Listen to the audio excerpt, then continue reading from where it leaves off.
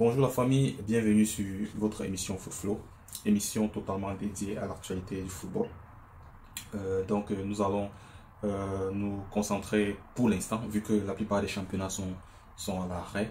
Donc nous allons nous concentrer sur les transferts confirmés et les rumeurs de transferts. Et aussi, chaque fois, à la fin de notre émission, je donnerai les dernières actualités sur les footballeurs camerounais et d'ici peu, l'actualité sur le championnat camerounais, plus particulièrement. Donc, déjà, pour commencer, nous allons commencer par souhaiter un joyeux anniversaire à Lorenzo Pellegrini, le joueur de la Roma. Il fête aujourd'hui ses 26 ans, je crois. Et voilà, très bon joueur, prometteur. Je pense qu'il est déjà un élément clé dans l'équipe de football d'Italie. Et je pense que c'est vraiment un joueur sur lequel on pourra compter dans les jours à venir.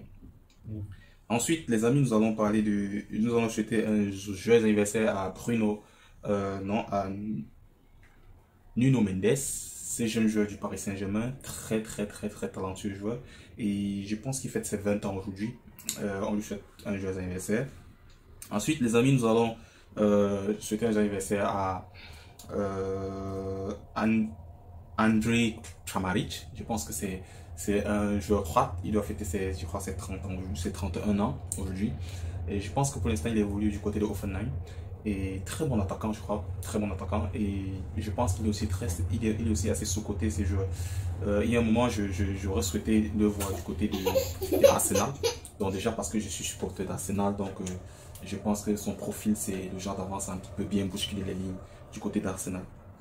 Donc les amis, en parlant d'Arsenal, dans cette saison, il faut comprendre que la saison dernière, Arsenal n'a pas démérité, vu que bien que la dernière journée, se soit vraiment pas très bien passé avec eux. Et voilà, aujourd'hui, je pense qu'ils vont jouer la Ligue Europa la saison prochaine. Et compte tenu de la concurrence, Arsenal a vraiment besoin de se refaire une bonne santé au milieu de terrain. Donc je pense qu'Arsenal a ciblé 7 joueurs principaux et parmi lesquels je pense qu'il y a déjà 3 transferts qui sont confirmés.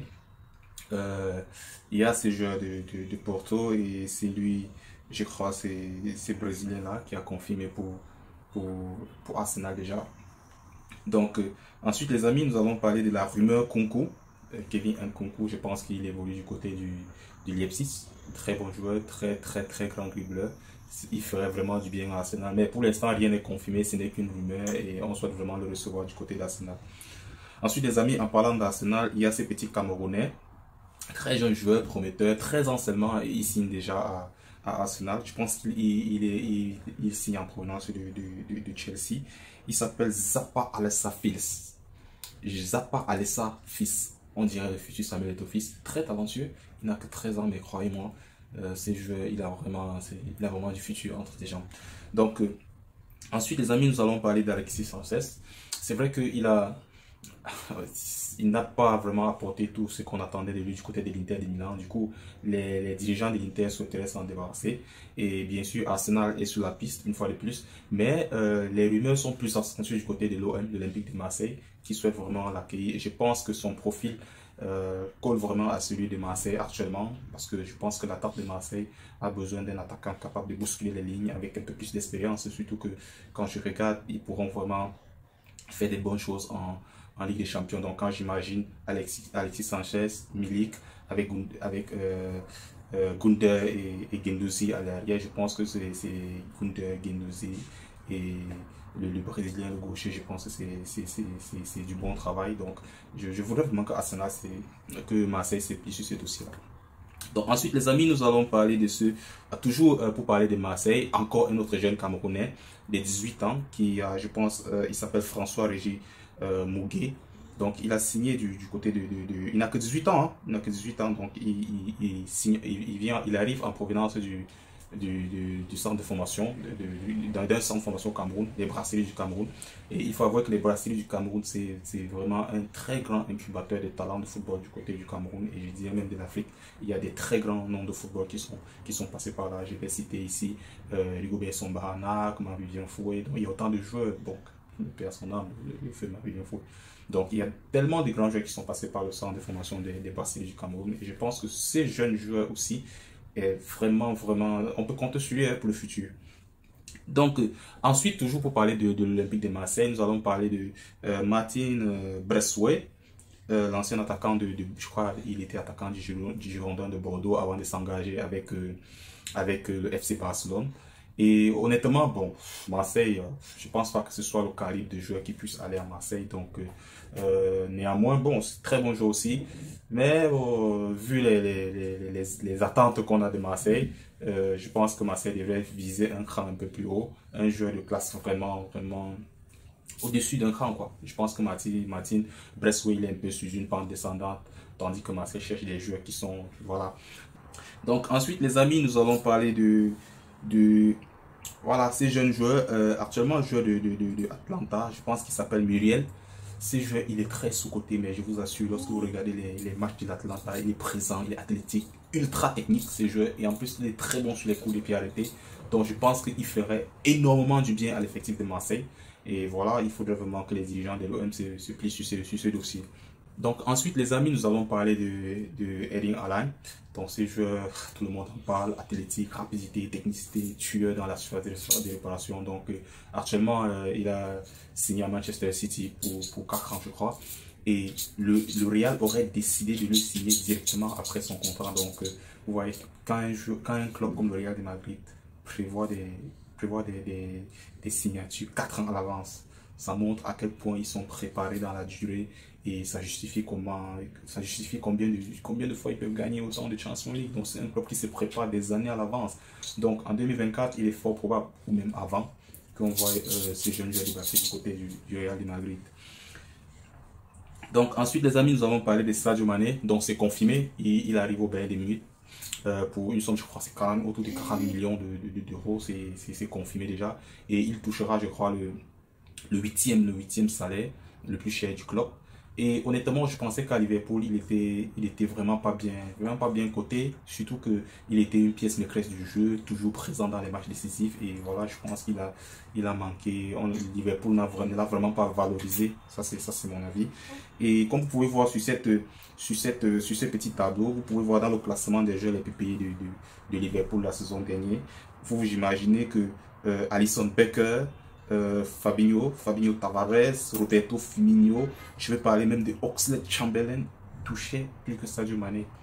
Donc c'était délicat. Donc il faut comprendre pourquoi le joueur a quitté le club, avec sa carrure, avec son aura dans les compétitions, sa présence, il était constant sur toutes les saisons à Liverpool. Et je pense que le club ne l'a vraiment pas valorisé. Donc nous lui souhaitons tout le meilleur au Bayern de Munich. Et nous savons que voilà, le Bayern de Munich, c'est un club qui sait valoriser les grands joueurs. Liverpool aussi le fait, mais je pense qu'avec Sadio Mané, ils ont manqué un peu de tact. Donc ensuite, les amis, nous allons parler de ce jeune joueur. C'est Renato Sanchez. Bon, puisqu'on parlait du Bayern de Munich, lui aussi, il était vraiment, vraiment prometteur. On l'annonçait vraiment un très grand avenir. C'est vrai qu'il est encore tout jeune. Et voilà, on l'annonçait tout récemment du côté de l'AC Milan. Ben là, les choses ont changé. Le Paris Saint-Germain se prononce de plus en plus et les rumeurs l'annoncent plus vers le Paris Saint-Germain qui est prêt à offrir un salaire de 15 millions d'euros plus 3 millions d'euros en bonus. Donc je pense que le Paris Saint-Germain est bien placé pour le signer aussi. Donc ensuite, nous allons parler de ces jeunes. Je ne le connais pas du tout. Et croyez-moi, j'ai l'habitude de regarder les matchs d'Irène, surtout les résumés. Donc lui, il s'est engagé pour 30 millions d'euros du côté de West Ham. Et apparemment, c'est un très bon joueur, d'après ce que j'ai entendu et ce que j'ai lu sur la toile. Et il s'appelle Naïf Aguer. Donc je pense que c'est aussi un très bon joueur, mais honnêtement, je ne le connais pas du tout. Mais bon, on verra ce qu'il donnera du côté de l'Angleterre. Donc les amis, toujours pour parler du Real de Madrid, il y avait des rumeurs qui annonçaient le départ de Vinicius. Et puis il a fait un tweet, il dit: je me sens valorisé au sein du Real de Madrid et je n'envisage absolument pas de partir. Donc il prolongera son contrat jusqu'en 2026 ou 2027. très bonne nouvelle pour le Real de Madrid, surtout que Kylian Mbappé, surtout que le Real n'a pas pu signer Kylian Mbappé. Et en parlant de Kylian Mbappé, une autre anecdote, Florentino Pérez a un supporter qui lui demandait de ne plus jamais essayer de recruter Kylian Mbappé. Le pauvre, il doit déjà regretter. Donc cette tweet m'a fait rire. Déjà, je pense que Kylian Mbappé ne pourra pas regretter du moment où son contrat, lui, il a fait à son humble conscience. Et voilà, je pense qu'il doit toucher beaucoup d'argent du côté du Paris Saint-Germain. Et voilà, pourquoi pas peut-être l'année prochaine, il ira chercher la Champions League. Et voilà, donc on lui souhaite le meilleur. Donc, du côté du Barcelone, l'ennemi juré du Real de Madrid, les négociations entre le Barça et Manchester United n'ont pas trop avancé ces derniers jours pour Frenkie de Jong. Les Catalans veulent récupérer ce qu'ils ont investi sur le joueur, à savoir 86 millions, tandis que les Red Devils évaluent le Néerlandais à 65 millions. Bon, là, honnêtement, je pense que Frenkie de Jong, c'est un très bon joueur, avec de la présence au milieu du terrain, une bonne technique, très bon par le pied. Et moi, je le verrais plus, je verrais son style de football plus associé à celui de Arsenal ou bien l'Inter de Milan. À Manchester United, je doute fort qu'il puisse s'imposer là-bas. Mais bon, avec l'arrivée du nouveau coach, je crois l'ancien coach de l'Ajax Amsterdam, je pense que vu qu'il a aussi eu sur ses ordres, bon, peut-être là-bas, il pourra bien l'utiliser. Mais actuellement, voilà, je ne le vois pas trop s'en sortir du côté de Manchester United. Donc en commentaire, vous pouvez laisser vos points de vue et voilà. Ensuite, les amis, nous allons parler de ce joueur Rafinha, très bon joueur du pied gauche. Et les rumeurs l'annonçaient du côté du Barcelone. Et après, bon, voilà, c'est vrai que sa clause libératoire, je crois que c'était autour de 100 millions d'euros, très élevé. Et il y a beaucoup de clubs qui se sont désintéressés. Et tout récemment, Arsenal a manifesté son envie de recruter le joueur. Et voilà, les discussions sont toujours en cours. Et je pense que Leeds pourrait revoir ses demandes à la baisse pour Rafinha en ne réclamant que 50 millions d'euros. Donc je pense qu'avec 50 millions d'euros, ça relancera vraiment les discussions autour de ce jeu. Surtout que je pense qu'avec Sakaru, je pense que Leeds, c'est pas trop son niveau. Parce que je pense qu'il doit être un peu un cran au-dessus. Je vois ces joueurs plus dans les Champions League, avec les clubs peut-être comme Chelsea, Barcelone et pourquoi pas le Bayern de Munich. Donc voilà, je pense qu'il ne pourra pas passer la prochaine saison au Leeds United. Je pense vraiment pas. Ensuite, pour parler du PSG, ils sont sur tous les coups, les Parisiens. Donc, le PSG proposerait un contrat de 5 ans à Milan Skriniar avec un salaire net de 7,7 millions d'euros par an. L'Inter de Milan attend une seconde offre après la première de 50 millions refusée par Paris Saint-Germain. Donc, le Paris devrait proposer 70 millions d'euros pour l'achat de ce joueur. C'est un très grand défenseur, costaud, grande taille, présent dans les airs, physique, athlétique. Donc, je pense que c'est un défenseur complet. Et moi, je le voyais plus signer du côté de Chelsea parce que bon, son style de jeu, ça colle plus avec celui de Chelsea. Ou alors, j'aurais préféré le voir à Manchester United. Bon, au Paris Saint-Germain, on verra ce que ça va donner. Bon, et voilà. Donc c'est officiel, après 4 ans passés à Monaco, Fabregas a décidé de quitter le club, destination inconnue, peut-être qu'il va prendre sa retraite, on ne sait pas. Je ne sais pas trop quelle direction il va prendre, mais bon, je suis sûr de vous rapporter plus d'informations la semaine prochaine. Donc, ensuite, nous allons parler de la pépite allemande Mario Götze. On se souvient de son but en finale de la Coupe du Monde 2014 contre l'Argentine. Et après, il était allé signer du côté de PSV Eindhoven. Donc, paraît-il, il disposerait de 3 offres, Francfort, Benfica et Inter de Milan. Et ces 3 clubs sont prêts à lever sa clause libératoire fixée à 4 millions d'euros. 4 millions d'euros, je pense que c'était aussi une clause libératoire assez accessible pour un joueur d'un talent aussi pur comme celui-là. Donc, moi, je le vois plus du côté de Benfica. Je pense que le style de jeu du Benfica lui colle très bien. Et voilà, donc on lui souhaite tout le meilleur de ce côté-là. S'il signe à Benfica, bien sûr. Donc ensuite, les gars, nous allons parler de ce joueur. Il s'appelle Marc Roja. Donc il quitte le Bayern de Munich pour rejoindre le Leeds United. Et son contrat est signé jusqu'en 2026. Le prix du transfert est 12 millions d'euros. Donc je pense que c'est une bonne affaire pour le Bayern de Munich, qui l'utilisait très peu déjà. Donc je l'ai vu 2-3 fois apparaître dans l'équipe du Bayern et je pense que il devra faire aussi du bien à cette équipe de Leeds United qui a vraiment besoin de se refaire une santé financière. Et aussi on peut voir que on peut confirmer aussi que bon voilà, il va rejoindre un technicien allemand là-bas et je pense qu'avec la langue il pourra très bien s'intégrer dans cet effectif de Leeds United. Donc les amis, c'était tout pour aujourd'hui. Je pense que Pour un début, nous avons fait le tour. N'hésitez pas à poser des questions, commenter, liker. Et pour vous, voilà, j'ai une petite question à la fin. Que pensez-vous du transfert de Sadio Mané au Bayern de Munich? Pensez-vous que ça aurait été mieux pour lui de rester à Liverpool encore une saison? Ou alors pensez-vous qu'il a fait le meilleur choix de quitter actuellement et aller du côté du Bayern de Munich? Laissez vos réponses en commentaire, likez, abonnez-vous et vive la passion du foot. Allez, bye bye!